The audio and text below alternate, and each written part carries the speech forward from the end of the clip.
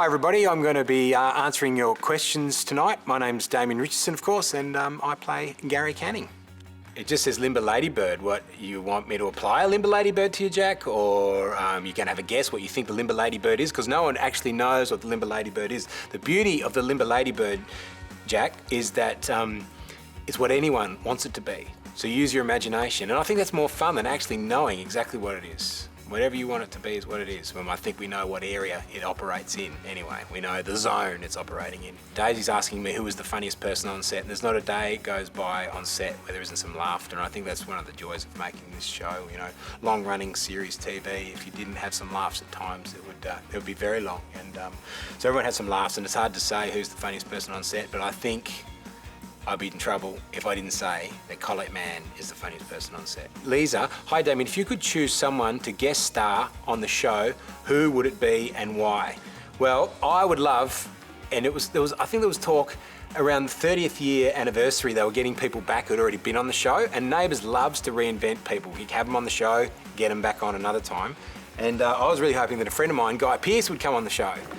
Because he'd been on the show many, many years ago when it first started, and it'd be great for Gary to do a scene with, what's his name? I don't know, whatever his character's name was anyway, but I don't know if that's going to happen. Will Noemi Canning visit? We're not sure if Naomi will come back. I've got a feeling she won't. I don't think she will come back for a visit, but it'd be nice if she did. I'd like to see my sister again. She'd take some of the heat off me because I think she was even more of a black sheep than what Gary is. Family Feud was fun. It was great. I love Family Feud, and we met Grant Denyer, who hosts the show in Australia, of course, and he was a lot of fun, and it was just really good. It was good to get off the set too, because we're on the same set all the time. Here we are in Harold's. We're often in places like this, or the Waterhole, Lassiter's, etc., or in our own homes. So it was good to go to Family Feud because we actually went to the studios where they shot it.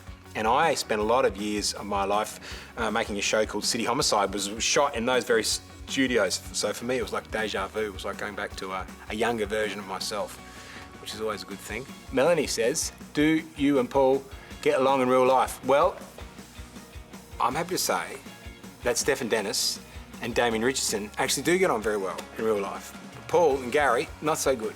So much so that Stefan even invited me and my kids down to his place the other day. So I think Stefan and I are getting on just fine. If I could date anyone else other than Therese, who would it be? Well, I don't know, but I always thought there was a good possibility for a storyline, which no one's picked up on, so maybe it wasn't such a good idea. And maybe Amy thought it was a really bad idea because I thought I was in the same house as Amy.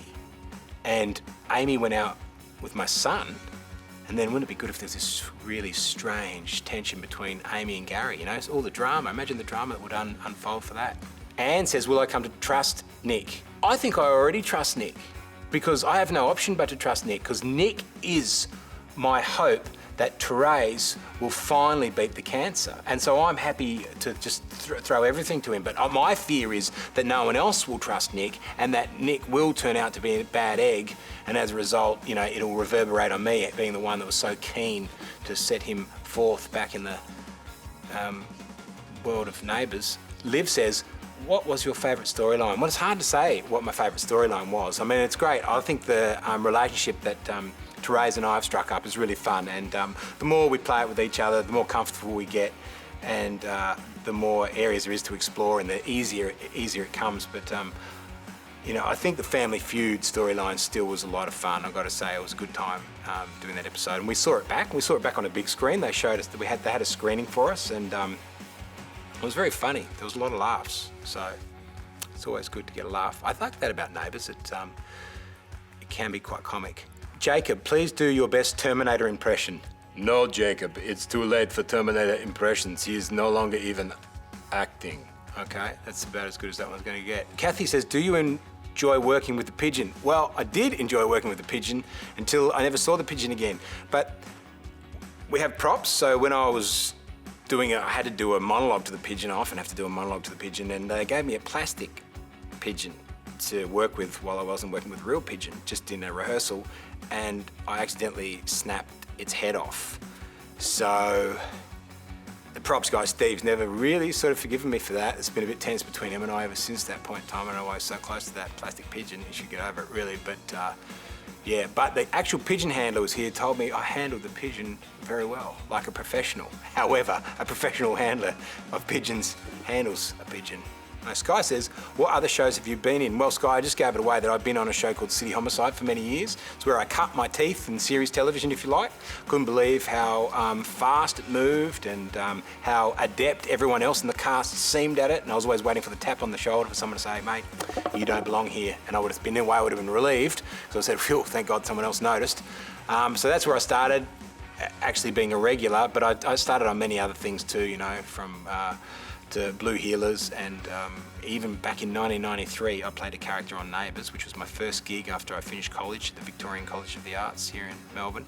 I was on Neighbours for 3 weeks and I looked after Anne Hattie's character. That's the name of the actress. I can't remember what the name of her character was. Cassie, who is your off-screen best mate from the Neighbours cast? Well, look, it's hard to say. I get on with a lot of people in Neighbours, but you know, I've worked with Colette before outside of Neighbours.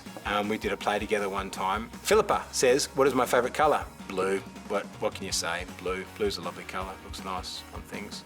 Although, for me personally, the colours that work on me, I've been told by various costume designers, are the autumnal colours, your browns and your greens. From Carol, what storyline would you like to do? Well, I did say before that I thought if there was going to be another love interest, I think there'd be something interesting there between perhaps Amy and Gary. But I would like to do a storyline too, where I turn the table on Paul a bit, because let's face it, when we met my character, I was in jail, I was the top dog, Paul was scraping around down at my feet, very scared of me. As soon as we got outside, the tables turned completely. So I'd like to see Gary take it up to Paul one time, or even get the upper hand on Paul. I think that would be interesting, and I think it would be interesting perhaps to the audience as well. Kate, why doesn't Gary ever go in the spa? Well, I think if you saw Gary in the spa, you wouldn't ask that question anymore. Melanie asks, how come it's never come out that you stole the wombat? Well, that's, shh, Melanie, shh, please, just let it go, Melanie, let it go. Catherine, what is the difference between you and Gary's character? That's quite an exposing question, Catherine, because as people would say, there's not a lot of difference, but I don't know. I think, I'll say this advisedly, I think Gary is maybe a little less intelligent than me. I'm not saying I'm breaking, you know, into new ground with my intellect, but Gary is slightly, times a little moronic, dare I say it. What do you order at Harold's?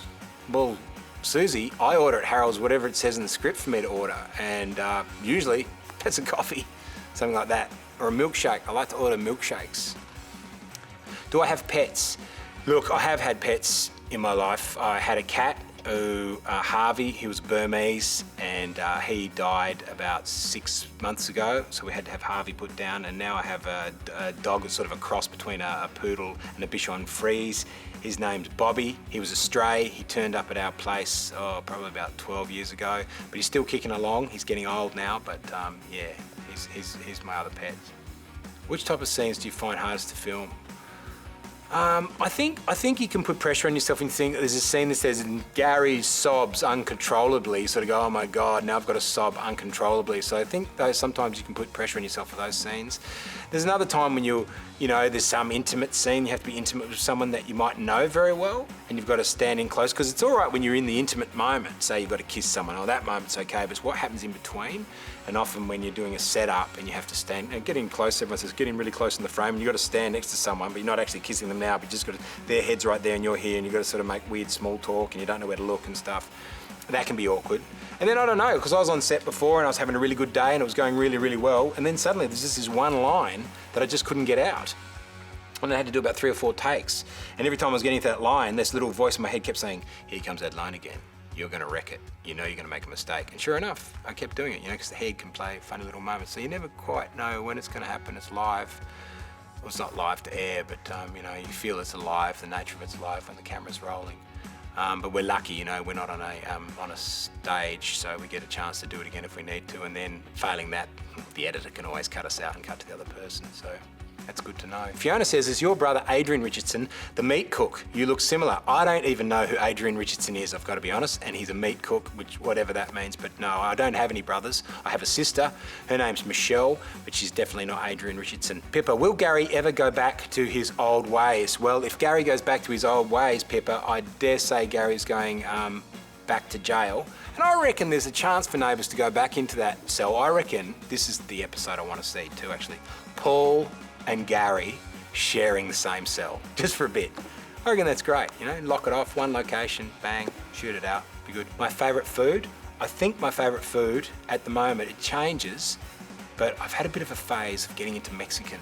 Really enjoying the Mexican, you know, the tortillas, quesadillas, or however else you say it. It's Mexican pronunciations. Louise asks, how long does it take to film each scene? Well, it depends how long the scene is. If it's a short scene where there's only two of you, it might be shot in 40 minutes. If it's a longer scene with lots of setups and maybe lots of people in it, bit of action, then, you know, it could take, you know, up to 2 hours. Therese, have you ever been to jail like Gary? Yeah, well, yeah, they had to have a gap in shooting for a while because I had to go back inside for a while. No, Therese, I haven't been to jail. I can say up to this point, up to this date, but I'll get back to you if I am in jail. Well, you probably know because I won't be on the show. I imagine they're not going to shoot still if I'm in jail. Tracy says, when are you going to do what Toadie did, the nudie run? I had no idea that Toadie even did the nudie run, Tracy, and there's a good chance I won't be doing it. We haven't seen me in the spa, so what's the chances of Gary actually going the full nudie run? Ain't gonna happen, Trace. Thank God the writers haven't been writing anyway, so don't give them any ideas. Jess, if you weren't an actor, what would you like to be doing? You know what, Jess? I do this really weird thing in my downtime, and I find myself doing it more and more here on the set of Neighbours because I've got an idea in my head at the moment that's brewing.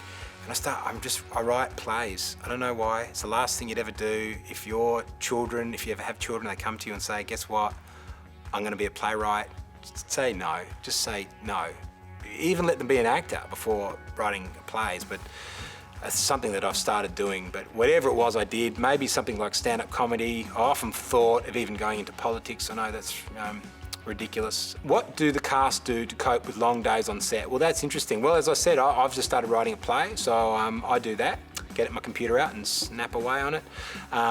People read books. We've got 2 green rooms. We've got one where people are allowed to talk, can get pretty loud in there. People turn their phones on and listen to all sorts of things, stuff, and I'm old and grumpy, so I hate listening to other people's music. And there's a quiet green room we can go to too. It's meant to be quiet, but it isn't always quiet. But yeah, sometimes there can be long hours that need to be, you might even go for a walk or just drive somewhere and have a coffee or something if you've got enough time to.